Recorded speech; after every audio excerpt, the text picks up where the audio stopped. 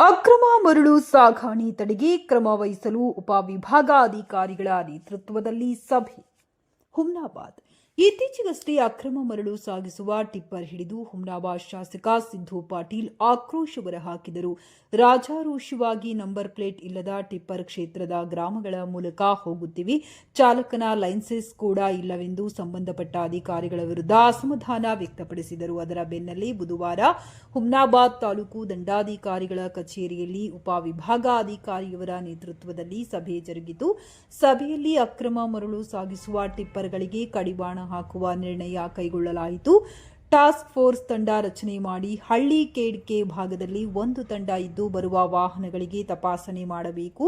ಮೂಲ ದಾಖಲೆ ಹಾಗೂ ರಾಯಲ್ಟಿ ಚೆಕ್ ಮಾಡಿ ಅದರಂತೆ ಮರಳು ಇದೆಯೇ ಎಂಬುದರ ಬಗ್ಗೆ ಪರಿಶೀಲನೆ ಮಾಡಬೇಕು. ಯಾವುದೇ ಕಾರಣಕ್ಕೂ ಅಕ್ರಮ ಮರಳು ವಾಹನ ಬಾರದಂತೆ ನೋಡಿಕೊಳ್ಳಬೇಕೆಂದು ಸಂಬಂಧಪಟ್ಟ ಅಧಿಕಾರಿಗಳಿಗೆ ಉಪವಿಭಾಗಾಧಿಕಾರಿ ಖಡಕ್ ಸೂಚನೆ ನೀಡಿದರು. ಈ ಸಂದರ್ಭದಲ್ಲಿ ಬಸವ ಕಲ್ಯಾಣ ಉಪವಿಭಾಗಾಧಿಕಾರಿ Humnabad tahsildar Anjuma Tapsum, Chitaguppa tahsildar Manjunath Panchal, Humnabad DySP Madolappa, RTO MD Jafar Sadiq, PWD Venkat Shinde, ಇಲಾಖೆ ಅರಣ್ಯ ಇಲಾಖೆ, ಭೂ ಮತ್ತು ಗಣಿ ವಿಜ್ಞಾನ ಇಲಾಖೆ, ಪರಿಸರ ಇಲಾಖೆ ಸೇರಿದಂತೆ ವಿವಿಧ ಇಲಾಖೆಯ ಅಧಿಕಾರಿಗಳು ಉಪಸ್ಥಿತರಿದ್ದರು.